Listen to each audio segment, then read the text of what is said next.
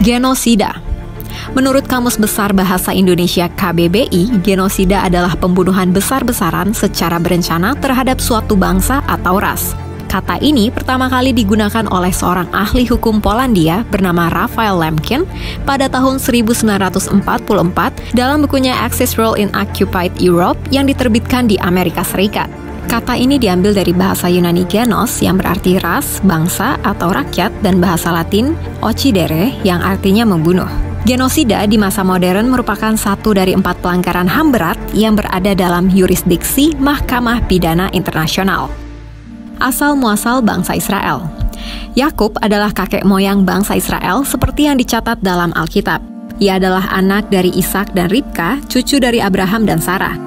Kakak kembarnya bernama Esau. Yakub memainkan peranan penting dalam sejumlah peristiwa di dalam kitab Kejadian. Allah kemudian mengubah namanya menjadi Israel karena telah bergumul melawan Allah dan manusia dan menang. Kejadian 32 ayat 28. Yakub memiliki 12 putra yang kemudian disebut 12 suku Israel, dan seluruh turunan dari 12 putra Yakub dikenal dengan sebutan bangsa Israel atau keturunan langsung Israel. Bangsa Israel modern saat ini adalah warga negara atau penduduk permanen dari negara Israel, sebuah masyarakat multi-etnis dari latar belakang nasional yang berbeda. Kelompok etnis terbesar di Israel adalah Yahudi sebanyak 75%, disusul oleh Arab 20%, dan minoritas lainnya 5%. Orang Israel maupun keturunan Israel tinggal di seluruh belahan dunia seperti Amerika Serikat, India, Kanada, Britania Raya, seluruh Eropa, dan tempat lainnya. Diperkirakan sekitar 10% dari penduduk Israel tinggal di luar negara Israel. Sebelum Israel modern merdeka di tahun 1948, dunia internasional mengenal mereka dengan sebutan orang Yahudi. Genosida Yahudi di bawah Hitler, 1933 sampai 1945. Berawal dari keinginan Hitler untuk menyatukan Eropa dan bahkan dunia dalam satu rumpun, ras, dan budaya dengan menghancurkan etnis, bangsa, ras, dan budaya lain yang dianggap tidak berguna dan patut untuk dihilangkan. Hitler berpandangan ras Arya sebagai ras superior, sedangkan ras dan bangsa lain merupakan ras inferior dan patut dibinasakan. Oleh karena itu, menurut George Sanford dan Gerhard L. Weinberg dalam bukunya Adolf Hitler dan Holocaust 2007, untuk mewujudkan cita-cita Adolf Hitler, muncul apa yang dinamakan peristiwa Holocaust, yakni pembantaian umat manusia secara sistematis. Orang-orang Yahudi menjadi sasaran utama pada peristiwa yang terjadi di tahun 1933 sampai 1945. Mereka dianggap sebagai penyebab terjadinya krisis di Jerman. Holocaust adalah peristiwa pembantaian sistematis terhadap 6 juta orang Yahudi oleh rezim Nazi. Seperti dilansir laman resmi Museum Holocaust yang ada di Amerika Serikat, ushmm.org, Holocaust berasal dari bahasa Yunani yang artinya pengorbanan dengan api.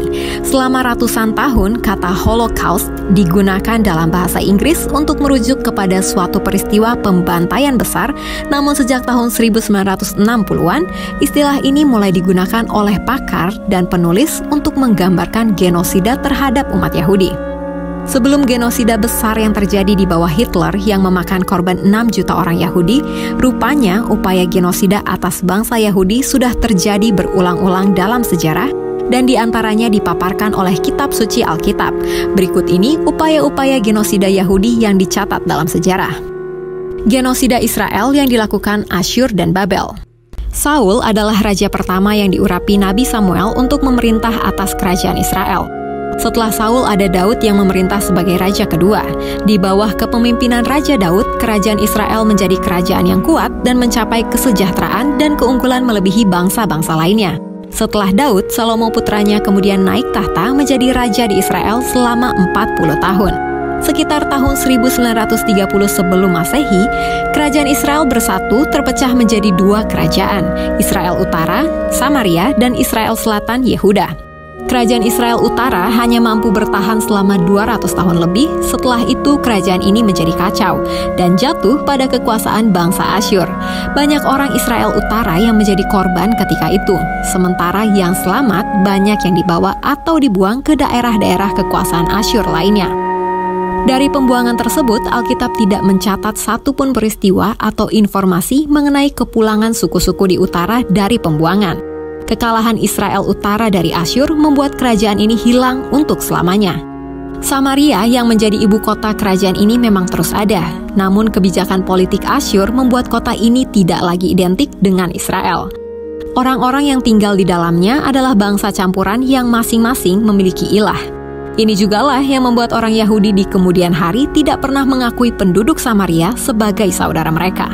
Yehuda atau Israel Selatan pun hampir mengalami hal yang sama. Yehuda hanya mampu bertahan selama 300 tahun lebih. Setelah itu mereka mengalami hal yang sama seperti Samaria, namun di bawah penaklukan kerajaan Babel yang dipimpin oleh Nebukadnezar. Dalam penaklukan itu banyak orang-orang Yehuda yang kehilangan nyawa dan juga dibuang ke wilayah Babel lainnya. Saat itu orang Israel hampir saja lenyap. Berbeda dengan 10 suku yang berada di utara yang tidak pernah kembali dari pembuangan, Yehuda atau orang-orang Yerusalem dicatat oleh Alkitab kembali dari masa pembuangannya. Sejak kembali dari pembuangan, sebutan Yahudi identik dengan orang Israel. Genosida Yahudi di Persia. Pembantaian kaum Yahudi juga hampir saja terjadi di Persia.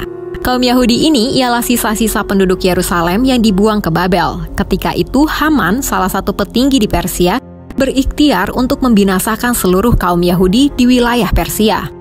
Esther yang ketika itu menjadi ratu atas kerajaan tersebut tampil di depan Raja Ahasweros dengan mengungkapkan identitasnya yang sebenarnya adalah seorang Yahudi. Esther juga menyampaikan perihal tentang rencana pemusnahan kaumnya di hadapan raja. Karena hal itu, raja kemudian mengeluarkan kebijakan di mana setiap orang Yahudi di wilayahnya berhak untuk membela diri jika ada yang ingin menyerang mereka. Atas perkenanan Tuhan, maka kaum Yahudi selamat dari pembantaian, mereka luput dari kemusnahan dan bersyukur dengan berpesta besar yang kemudian diperingati sebagai hari perayaan Purim. Yerusalem dihancurkan tahun 70 Masehi. Pengepungan Yerusalem terjadi pada tahun 70 Masehi. Pengepungan ini adalah peristiwa penting dalam perang Yahudi dan Romawi. Tentara Romawi yang dipimpin oleh Titus mengepung dan menaklukkan kota Yerusalem yang dikuasai oleh orang Yahudi. Penghancuran ini dilakukan secara habis-habisan. Kota Yerusalem dan Bait Suci kedua akhirnya hancur, hanya tembok barat atau tembok ratapan yang masih ada. Peristiwa kehancuran Yerusalem juga dikaitkan dengan nubuatan Yesus dalam Matius 24 ayat 2. John Wesley, pendiri Metodisme, dan para sarjana Alkitab lainnya menyatakan bahwa nubuat ini secara tepat digenapi. Ketika bangunan Bait Suci itu dibakar, dirobohkan, dan landasannya digali serta dibuang atas perintah Jenderal Romawi, Titus pada waktu kehancuran Yerusalem tahun 70 Masehi. Flavius Josephus, sejarawan Yahudi pada saat itu, menuliskan bahwa kota ini hampir seluruhnya diratakan dengan tanah oleh mereka yang menghancurkannya sampai fondasinya, sehingga tidak ada yang tersisa yang pernah dapat meyakinkan para pengunjung bahwa di situ pernah menjadi suatu tempat pemukiman. Selain kehilangan banyak korban jiwa dari orang-orang Yahudi, hancurnya Yerusalem dan Bait Allah, orang Romawi juga mendeportasi orang-orang Yahudi sebagai budak di seluruh kekaisaran Romawi. Karena kekaisaran ini begitu luas, orang-orang Yahudi secara efektif tersebar di seluruh dunia. Sejarah mencatat meskipun bangsa Israel atau orang Yahudi beberapa kali mengalami upaya pembantaian atau genosida, namun nyatanya hingga hari ini Israel keturunan Yakub masih ada. Dengan demikian fakta Alkitab kali